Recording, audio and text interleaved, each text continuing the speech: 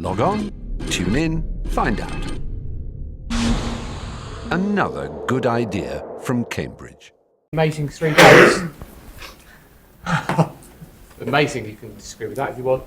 Hand it over, we're going to have a talk on standards and implementation. Thank you. Hi, I'm David McGrew. I work for Cisco Systems. Can you hear me? Great. So today I'm going to talk to you about problems in crypto standards and in implementations.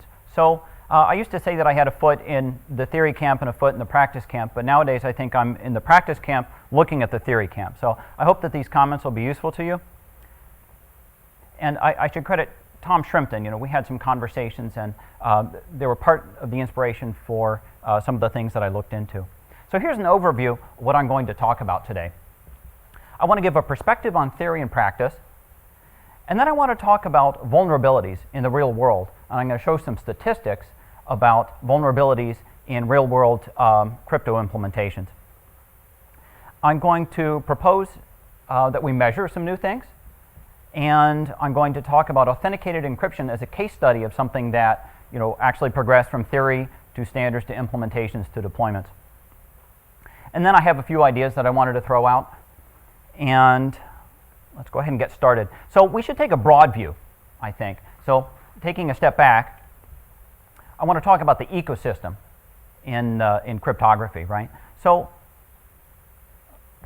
we always start out with theory, right? So new ideas are generated with theory. It's essential for any crypto system to start out with a sound theoretical basis. So the result from theory typically will end up going into standards. And if you don't work with standards, you might not appreciate why people care so much about standards, but users in the real world demand standards because it ensures them replaceability. So if they say you buy some cryptography from one vendor and then that vendor goes out of business, what are you going to do in the future? Well, you want to be able to interoperate with that thing you just bought. So standards ensure that. They also ensure review. So once a standard is done, it can be implemented, right? So the next group in the ecosystem here are the implementers. And so this would be vendors and the open source community. Open source is very important.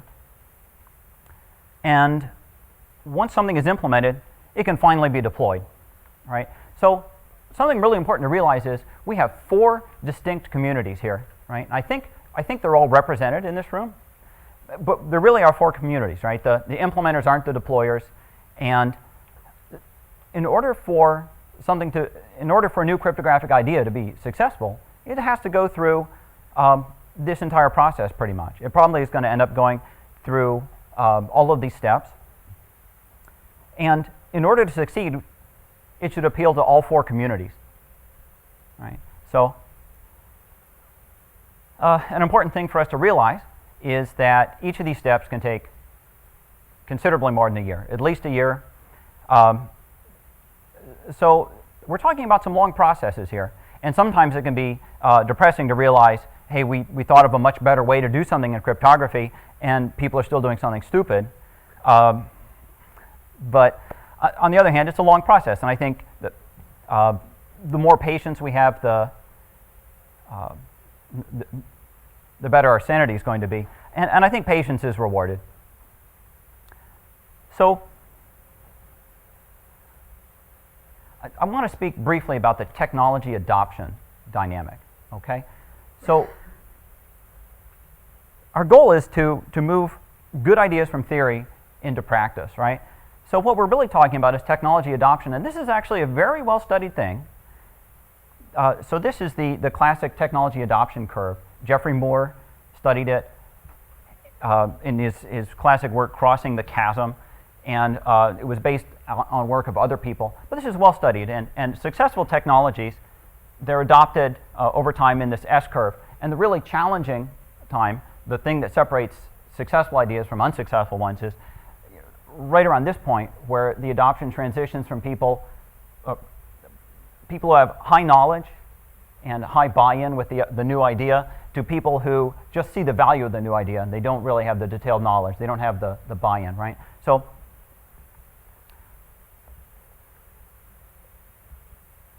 in trying to move new ideas into practice, right, I think it's good to keep this in mind. And something else to keep in mind is you don't want to end up in the pitfall of taking a mature system and trying to insert a new idea into it, right? Which is, once a system has been widely deployed, making changes to it is very difficult, right? So sometimes a protocol or system has a framework where it's easy to slip a new idea in. Sometimes it does not. If it does not, suggesting to the practice community that they update something might be asking for an awful lot. Like, consider, for example, the virtual private network business, which has been, industry analysts estimate, more than a $1 billion a year business for more than half a decade, right? So going to that community and suggesting that they replace their equipment would be suggesting that they go spend $5 billion, right? Which obviously is not going to happen. Now, I don't think anybody's ever made claims that blunt, but there are valid reasons sometimes why the adoption of new technology is slow. So if you really want an idea to not progress, then what you do is you patent it, right? So, and I suspect that most of the people in this room hold patents. So I'm not blaming anybody. We all, most of us don't control the intellectual property policies of our employers. But it's an unfortunate thing that patents really cause problems. And there are valid reasons why they cause problems, because a patent that's necessary for interoperability and is replaceable, right? There's, with something like a block cipher, patenting a block cipher, who wants to use the patented one when there's so many good ones that aren't patented? So this is my industry overview, right? And I think like this because I want to move good ideas from theory into practice. So here's a theory perspective on the crypto ecosystem, right? This is the perspective on the SSL, TLS, and DTLS family of protocols. So we have a timeline from top to bottom, and we're slowly evolving versions of protocols. We're slowly getting to new cryptography. It's interesting that the mandatory to implement cipher didn't transition to AES until just a few years back. And then we have some attacks in black here. We have the whole padding Oracle family here and some other ones. And then we have some proofs of security. And I have occasionally heard people in the practice community say, but it was proven secure. How could it be broken, right? Of course, we realize that some aspects of the protocol are shown to be broken, some are shown to be secure. So, but the general idea is, this process doesn't look completely broken. This process looks okay. It just goes slower than we'd like, right? So it looks good from this perspective. Now, there's a big community in information technology security that are not crypto specialists, and so I want to broaden to consider practice in that area. And this is their perspective, okay? They look at cryptography, and what they see is something that's well-defined and very well-designed. It can provide high security against incredibly strong adversaries, right? A lot of knowledge, a lot of competence in this space. Now, the problem is we have this really great lock, and we're putting it on this really bad door, right? Because, so here we have, the cryptography, and here we have system security, right? So in the real world, the information technology security community is dreadfully preoccupied with software vulnerabilities, system vulnerabilities, buffer overflows.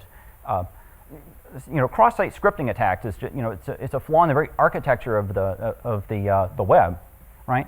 So the most significant attacks are against this, and I've done some vulnerability statistic analysis that I think will be interesting there. And one thing that I wanted to mention is, right, it's an interesting question. Can we improve system security through cryptography? And there is work in this area, and maybe there should be more.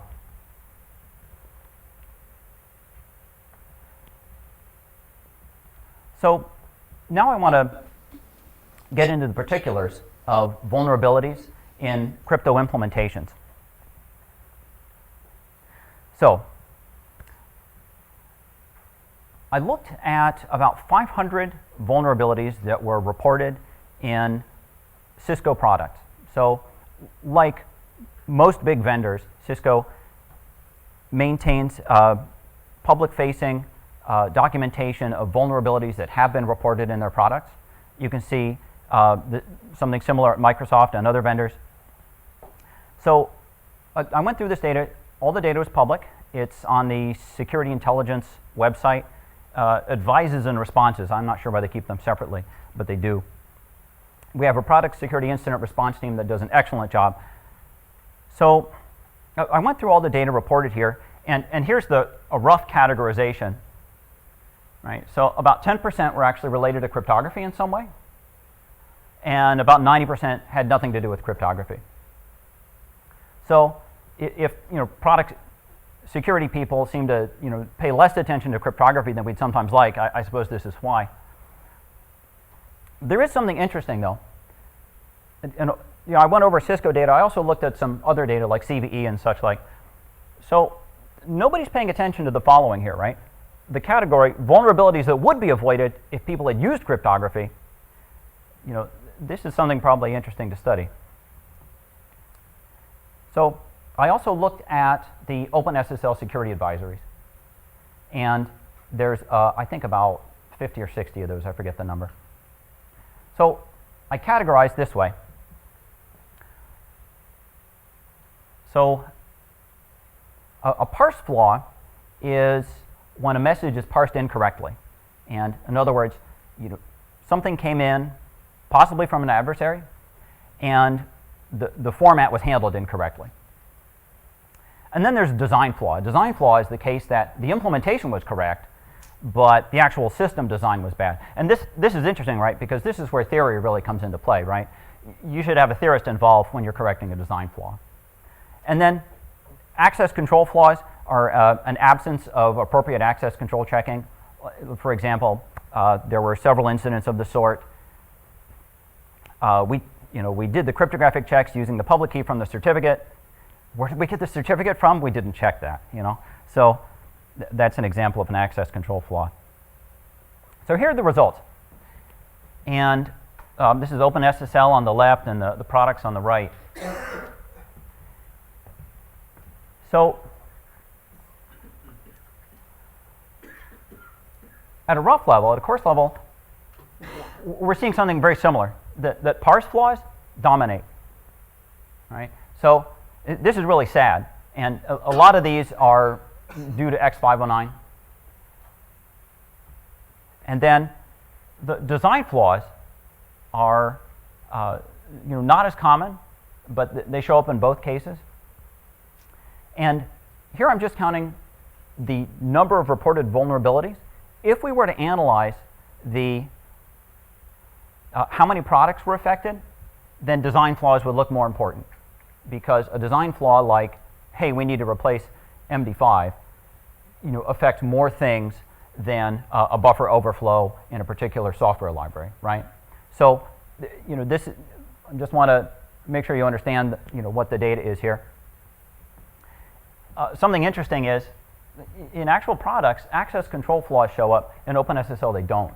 And the obvious thing that's happening here is that, some software engineer views their job as I'm integrating OpenSSL into my product, right? Which is a different thing than I'm using OpenSSL to achieve access control goals, right? So the lack of realization that it's the access control goals they should be paying attention to, right, means that the checks aren't getting done. Any questions on anything I've done here? Yeah. When you say access control, do you mean certification path checks, like the server that I'm talking to has a certificate that's valid for speaking for that domain? Or? Yeah, anything that would be access control check. So it would be, in some cases, it was even failure to check addresses, against an access control list. Because the certificate check, I would say, is not because engineers sort of are not. It's just because that check is incredibly difficult to get right. Right, not clear anybody has.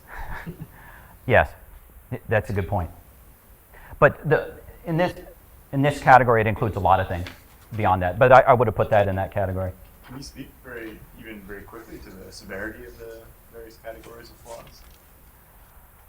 So that's a good question. So let me go right to this observation then. So if we were to exclude the security goal of availability, then a lot of those parse flaws would be categorized as less important, right? So the product security folks, I asked some about this, and they said, they think denial of service is really important because if there's a denial of service flaw in a product, then it is exploitable. Users care about it, so they have to replace it. And so from their point of view, if there's a flaw in the system, then it has to be upgraded in the field. That's a pain for everybody. So they rate denial of service as something really important. I think though at some level, significant confidentiality breach is worse than denial of service. So, if we were to exclude these or analyze these a little bit differently, then the parse flaws would probably look less important. But something important to realize, though, these parse flaws don't just lead to denial of service. They actually, in some cases, they can breach any of the other security services too. So, some other analysis here. So there are a lot of attacks in theory that didn't actually show up as a product security incident. They weren't reported as vulnerabilities in the systems. And this is because it didn't meet the threshold of it looks like this could be exploited in the field. So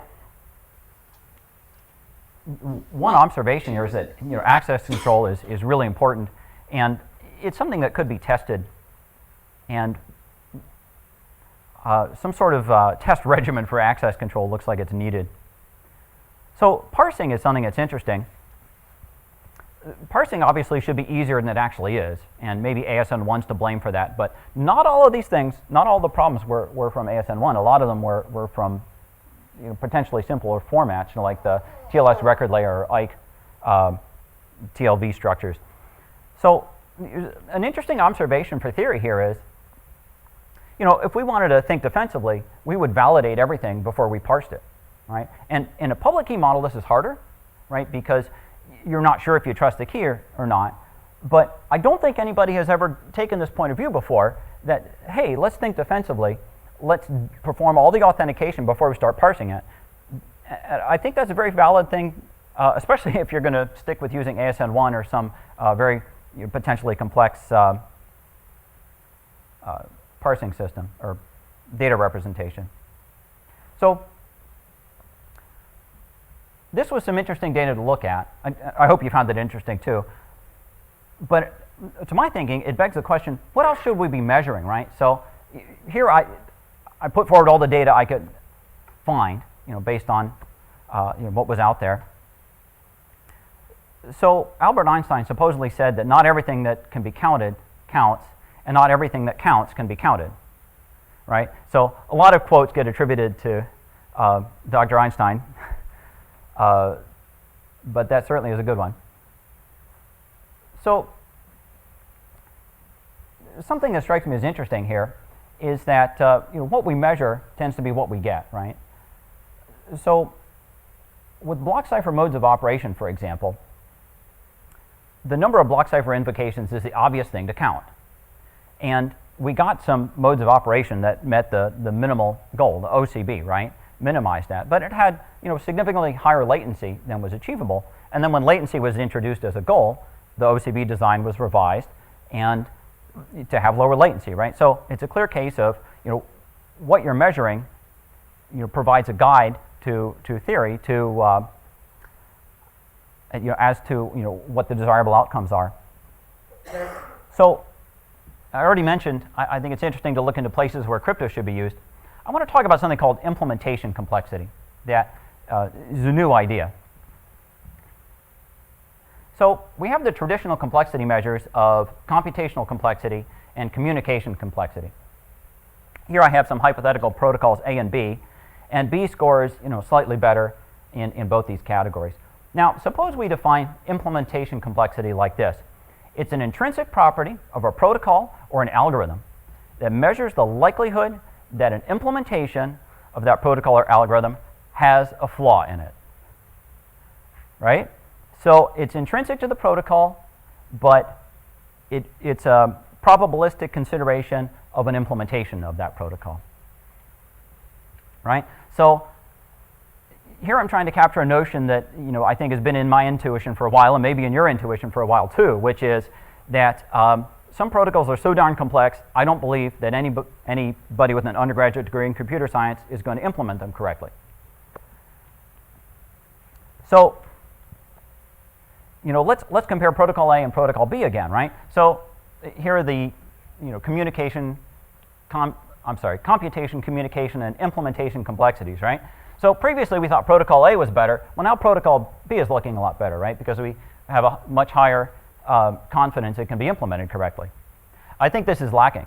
I think that the theory community needs to embrace the idea of implementation complexity and use that as a measure. So anybody who's designed a simple protocol or algorithm, I think, should be looking at how they could, quantify it being better by that measure. So to get a little bit more scientific about this idea, there's a lot of desirable security properties that protocols have, like confidentiality, identity protection, or say independence from a particular computational assumption. I'm labeling that assumption C, right? So these are desirable properties, but what if getting this property or adding the property to a protocol is going to make the implementation more complex, right? Now we have to do a trade-off. Is it better to get that property or not? So, simple model here. So here C is the event that this computational assumption is wrong. So protocol A is secure whether or not C occurs. Protocol B is not secure if C occurs. So, and then IA and I sub B are the events that protocols A and B, respectively, are insecure. So the probability that A is secure is just related to its implementation correctness, and probability that B is secure is related to the computational event here and the implementation correctness here. I'm using superscript C as the complement of the event. In other words, the event doesn't occur. So, in here I've assumed that these two events are independent, which I think is a pretty safe assumption.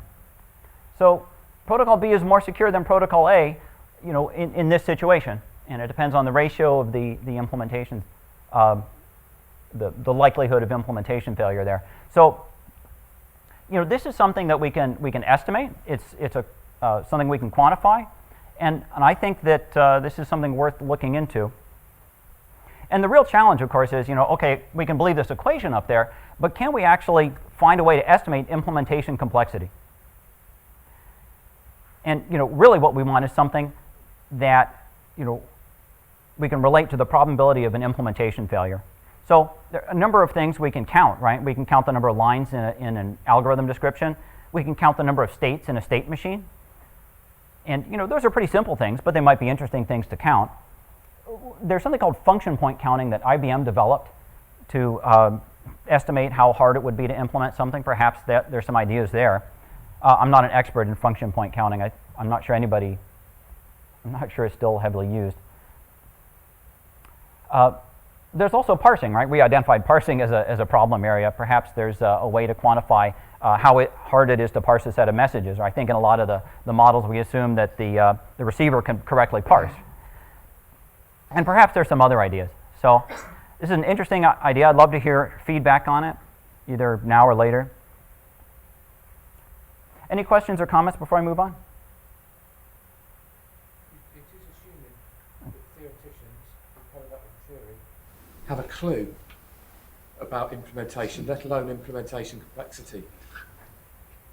So you're predicating that the theory community can implement, which is not necessarily true. Well, it's not necessarily intrinsically you have to know how to implement to study implementation complexity, though, right? Yeah. You're only showing a cause of it. And if you look at this equation over time, does it also? If you break the assumption, it's broken. It doesn't get unbroken. Whereas if you the implementation faults, one would hope one finds them and one can fix them to some extent. So wouldn't you have a kind of a... I'm not entirely sure how to capture this in your equation. But Right, that's a good point. So the event C, the probability of that happening, our assessment of that probability might evolve over time.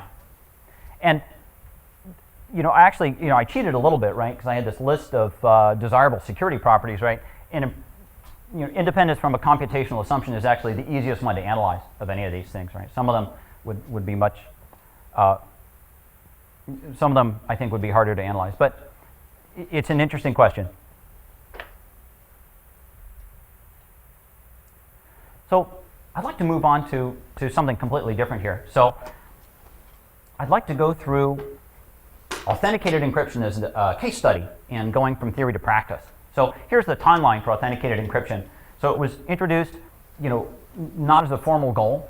It was introduced initially as a, what did they call them back then? Dual use mode of operation. So that was back, 13 years ago?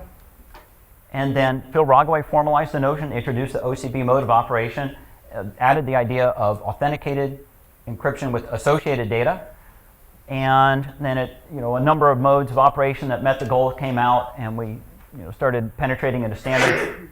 Something I'd like to ask you. So there is an IETF standard that defines how authenticated encryption should be used in protocols. How many people are aware of that?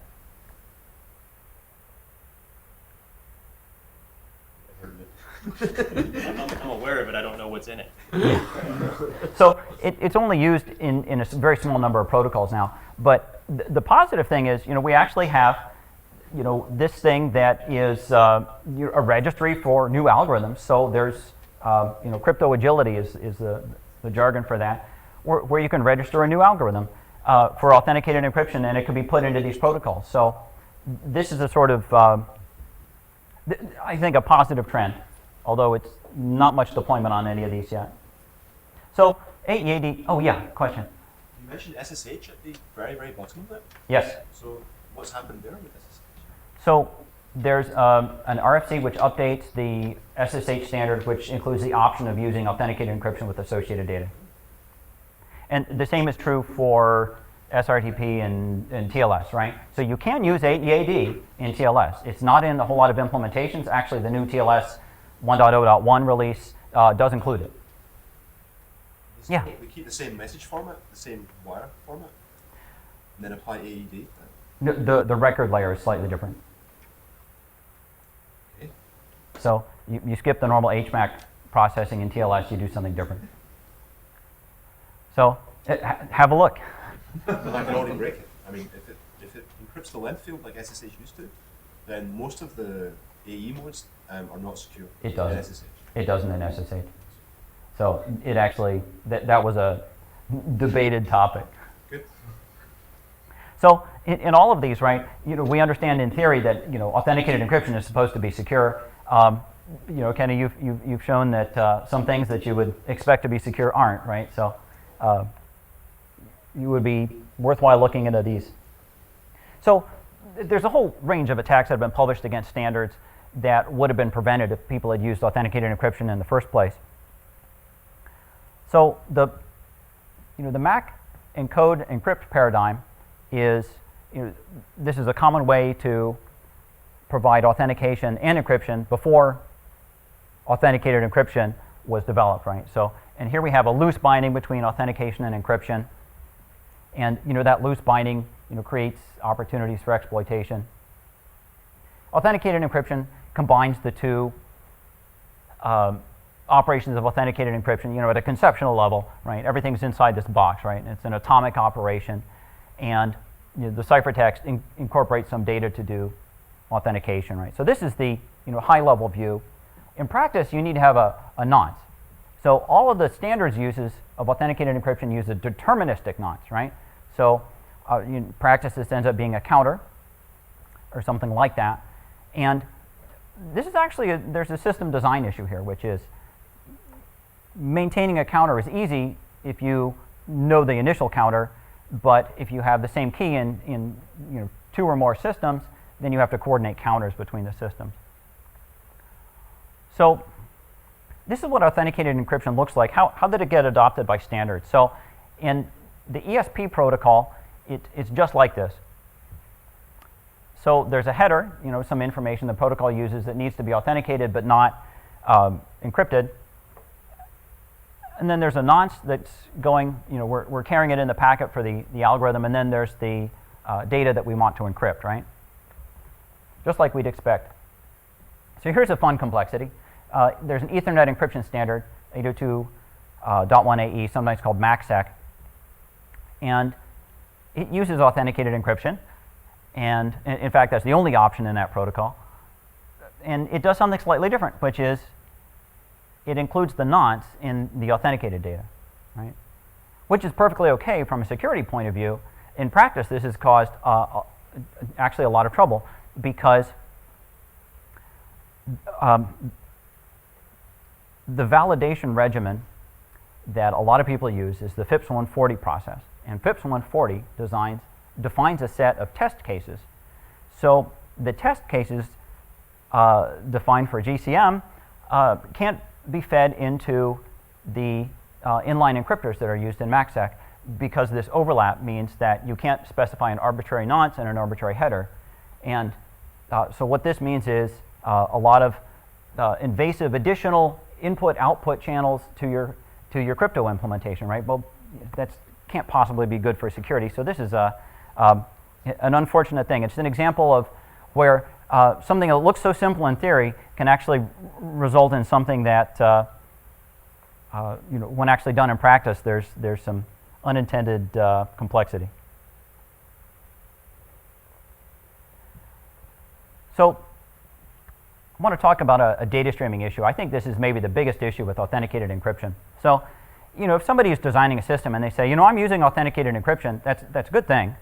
But the question to ask them is about, on the decryption side, how are they doing the data processing? So if the ciphertext is big, what they're probably doing is they are breaking up the data into chunks, right? Because all our information processing systems move data in small chunks. So they'll stream a set of data chunks, for example. So suppose we're doing this for the ciphertext on the decryption side of authenticated encryption. So we take chunk 1 through, and then we take chunk 2 through the algorithm, and then everything's fine, right? Well, what if chunk 2 actually, what if the ciphertext was invalid? Then on the decryption invocation here, we'd return this symbol fail, right? Which means, hey, we've detected this thing is invalid. What happened to data block 1, right? So basically, when somebody tells me they're applying authenticated encryption and they're applying it to blocks that are 64 kilobytes or bigger, I don't believe them. I don't believe they're doing it correctly. So if I were looking at things to break, that would be one of the questions that I would ask people. So here's some sizes of data objects, right? So network packets, even Ethernet jumbo frames, which are not very common, are small enough they can fit inside of data buffers, right? As far as the networking paradigm goes, things are broken up into frames and packets. Authenticated encryption is a perfect match there, right? And the data sizes are even small, so with most EAD algorithms, you don't even have to worry about any possible degradation of authentication strength at higher sizes, right? That's the network situation. On the bottom, we have disk blocks, files, and disks, which disk blocks are typically 512 bytes, and files are around a megabyte, and disks can be in the terabyte range. So here's the opportunity for advancement here, right? In the practice and maybe the theory of how things are done. We should be using authenticated encryption for files and disks, but there needs to be some sort of we can't apply it to files and disks as a whole, right? And it wouldn't be done correctly. So there's an opportunity for improving the state of the art here. Yeah, Kenny. Ask for clarification. Yeah, sure. Back a couple of slides, maybe back one more. Are Yeah. you saying that the concern is that, even one more. The concern is that data block 1 would be returned to the application before the MAC had been checked on the entire Yeah. message, and therefore your concern is that you just never get implemented properly, because an implementer would be just too tempted to return data block 1 before the rest of the processing had been completed. Yeah, so the question was, what exactly is the concern? So let me explain that again.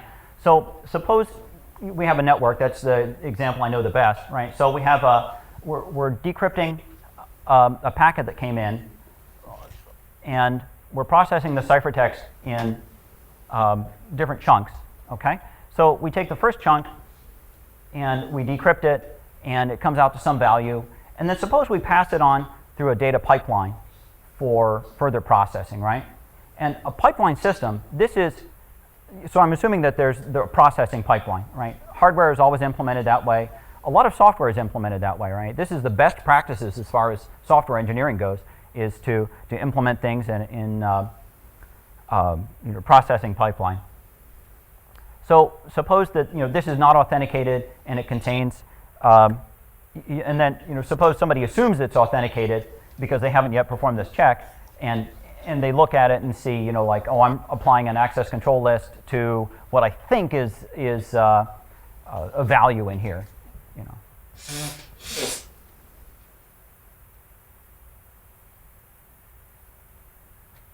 So I'm going to harp a little bit more on authenticated encryption, because I think this is one of the areas where we've been successful at getting some good theory into practice, but there's maybe more work to be done. So from the user's point of view, and believe me, I've talked to a lot of users and implementers about authenticated encryption. They don't want to know about the nonce, right? From their point of view, they want it to be part of this algorithm, right? And so what would be better would be an interface where from the user's point of view, the nonce is just part of the algorithm, and it's logically part of the ciphertext, something like that. So I have a little bit of work in this area, and maybe this will highlight some of the complexity of the trying to move theory into practice. So RFC 5116 defines, and that's the authenticated encryption thing, defines a recommended nonce format. There's also this current internet draft from which I took some figures. So the recommended format, so this is the nonce, right? It's required to be distinct. It's a deterministic nonce. So it's got a fixed part on the left and a counter on the right, right? So here's examples going through that. Pretty simple. So that's the recommended thing. And if you wanted, you can make the fixed thing 0 length. So there's also a partially implicit format, right? So some network folks looked at that and said, well, I don't want to put the whole nonce in my packet because I want my packets to be short. Okay, fine. So the idea is to break up the nonce into explicit part, which is explicitly carried on the wire or stored with the ciphertext, and then there's an implicit part, which is fixed for any value with a key. So you can imagine how that works. Okay, that's fine. Now, in practice, a lot of implementers have found this confusing. A lot of the people that work with the security protocols have found this difficult to understand. I'm not exactly sure why. I think the word nonce doesn't resonate with them the way it does with this community. So there's also something called the unpredictable nonce format. The idea being that we want to hide the actual value of the nonce from the attacker, or more specifically, in the case of the concrete AEAD algorithms we're using, we want to hide the block cipher inputs from the attacker. So we take the recommended nonce format and then we exclusive OR it with something that's unpredictable to an attacker. So you might wonder, why would you want to do this? The quick answer is, have you ever noticed that counter mode provides exactly the inputs to a block cipher mode of operation? I'm sorry, exactly the same inputs to the block cipher that you would create if you were doing the square attack, right? If you've noticed that and you care about it, then you'd want to do this. So if you have any questions about that, maybe we should take that offline. So the interesting thing here has been how people didn't anticipate how complex the nonce situation would be. There's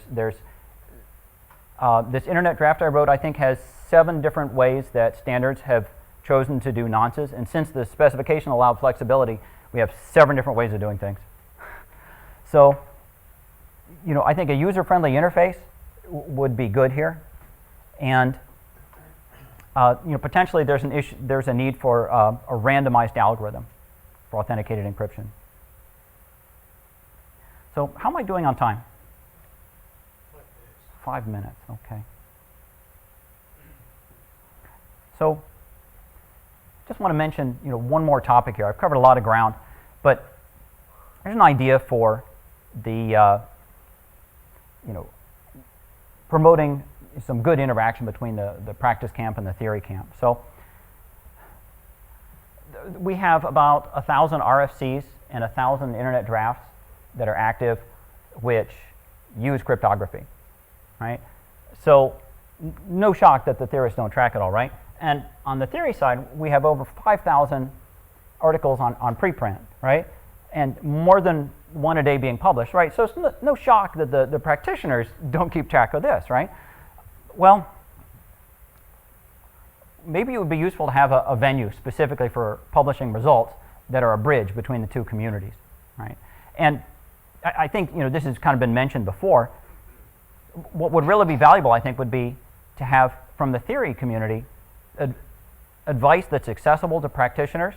It should reference rigorous theory, but it shouldn't try to have the same level of rigor, right? And the academic community has criteria like novelty and concision, which interfere with communication to the practice community, right? And if there were a venue where that wasn't an issue, that might be a valuable thing. And perhaps the practice community should be writing up things for the theory community as well, documenting the issues with, trying to apply the current theory. Hey, I tried to make the theory work, but then it wants me to manage the nonce, and I can't do that. So I'm going to skip over some things. So, my conclusions are that what would be valuable? Well, if I had a limited resource to allocate, right, I'd probably look at improving system security using cryptography because, as a practitioner, I think that's my pain point. So I think it's worthwhile to consider implementation complexity, and if we could measure it, it might help us to get a handle on that. I think vulnerabilities are worth studying. I still think interfaces, making good interfaces is essential, and lastly, there's the new venue that I mentioned. I have one last thing, which is a plug. I'm chair of the Internet Research Task Force Crypto Forum Research Group. IRTF is a sister organization to the IETF, and the explicit goal of this is to be a bridge between theory and practice for the IETF. We are meeting at IETF 83. That's in March, not too long from now. So if you're interested, please check that out. So thanks very much for the opportunity to talk to you today.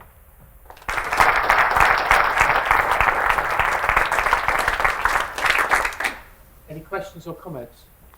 Good questions. I've heard from other people in history that randomization actually increases complexity often for them. So is this just a gap between different settings, or? I mean, you particularly mentioned that randomizing AAD might be better than sticking with deterministic nonsense. So that's a good question. Say you have an encryption algorithm that's randomized, right? You no longer have to maintain a counter. So I'll tell you the thing that scares me is virtual machines. Yeah. So with a virtual machine, you can make a copy of a running system and run it somewhere else. And the practice here is, I think there's a good understanding in some people in the security community about how damaging that can be to random number generator state, security protocol state in general.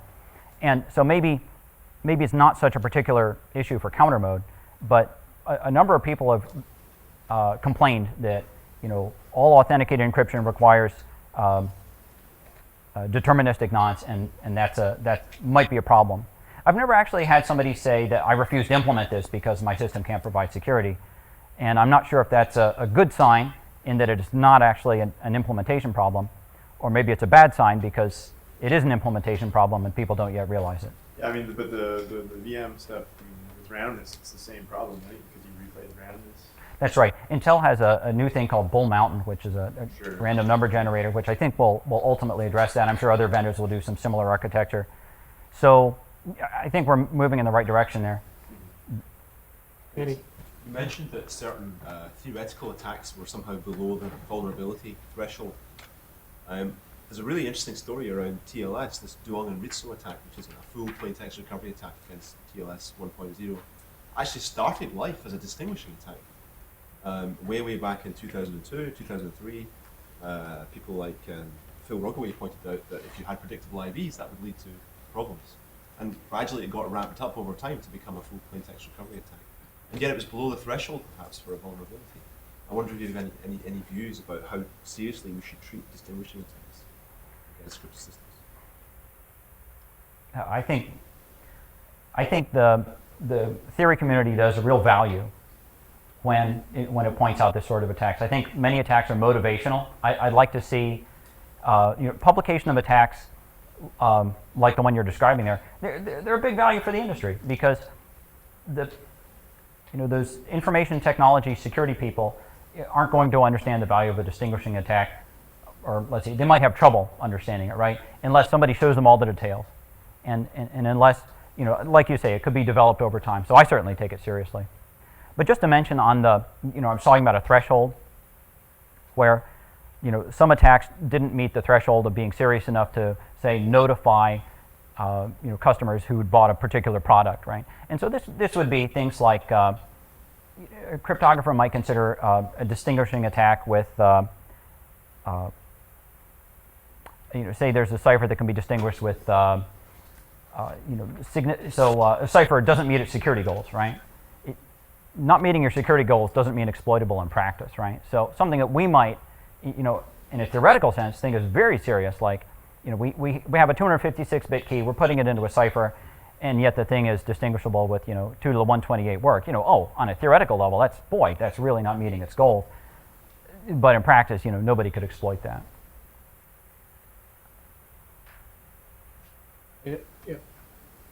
There's also a number of attacks that come through forgotten assumptions. So, for example, people using T as a hash function or forgetting randomness in signature algorithms. And doesn't this contradict your complexity metrics? So I can make a simple algorithm, but there's more things you have to remember to use it properly, or I make complex algorithms and there's nothing you need to remember. So you may even have inside your metrics some trade-offs you have to make between coding skill and being able to reach Nair or whatever. So That's a good point. Yeah, so that's a good point. So it would be tricky to define a good measure of implementation complexity. And I don't think that should keep us from thinking about it, but it's something we need to consider. You go. One thing is about these metrics. From the design point of view, there is something that I would call abuse-resistant design. That's something which is very important to design things in a way. You should consider your user as malicious as your attacker. If there is something wrong that can be done with that design, then it will be done. I give examples in the case of key derivation. There are these hash functions that have extension attacks. But people say, well, but in my application, it's never beyond one block of data, so there are no extensions. Rest assured that someone will find something longer to put there, and the extension attack will work. So, but that's not the question. My question was about your first bullet in the last slide, cryptography in order for system security, improving system security with cryptography. Yeah. Can you say a little bit more about what you mean by that? Well, so there's a whole lot of system security issues. Some of them, like buffer overflows, are really common. And honestly, I don't think we're going to have a very high level of security on devices like this until we solve problems like that. And if we had a cryptographic solution, even if it required CPU support, modified hardware, it would be worth adopting.